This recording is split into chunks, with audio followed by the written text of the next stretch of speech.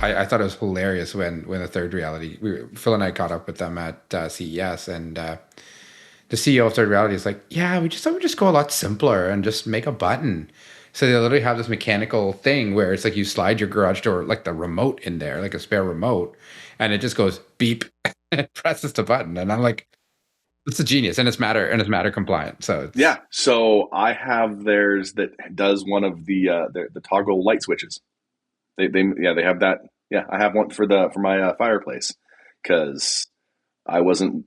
I'm okay with electrical, but yeah, and I'm like, this is gonna be just a. And I found that. And I'm like, oh, yeah, this did it. So that turns on and off the lights on your Yeah, fireplace.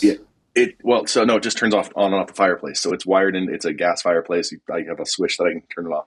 And I tore apart the switch, and I'm looking at it, and I'm just no, I don't feel comfortable doing this, and we just got put on the back burner.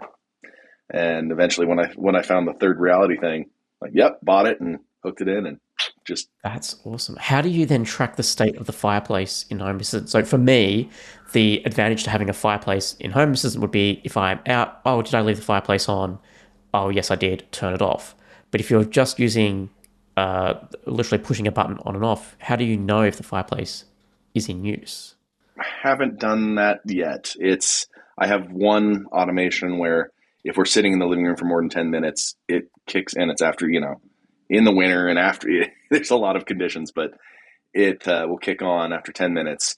And I do have one that turns it off, but yeah, that's still one if I walk out of the room, I'm generally hitting the button. I wonder if there's like a sensor you could use, maybe like if it's a gas, maybe you could use like a gas, is gas being used, used at the moment?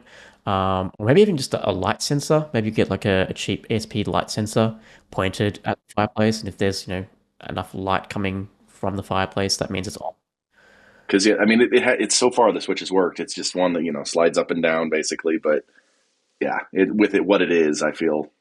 Mm. Yeah, I mean, it is set to turn the thing off when we leave the room or leave the house. But I think actually coming up here to film this, I left it on, and we'll see if it.